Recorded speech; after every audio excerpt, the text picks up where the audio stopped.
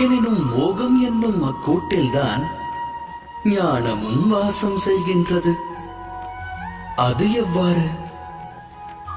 துளிர்விடும் மானிட ஆசைகளுக்கு பக்குவம் அளிக்க ஞானம் என்னும் ஒளிக்கீற்றானது மானிடனது இதயத்திற்குள் பிரவேசிக்கின்றது. இது மானிட ஆசைகளை எடுத்துரைக்கும் கதையல்ல. இச்சை கொண்ட மனதால் ஒருவர் வாழ்வில் உயர்வு தாழ்வு அடைந்த கதையும் அல்ல. இக்கதையானது இச்சை என்னும் கர்ப்பத்திலிருந்து உதித்தெழுந்த ஞான கதை.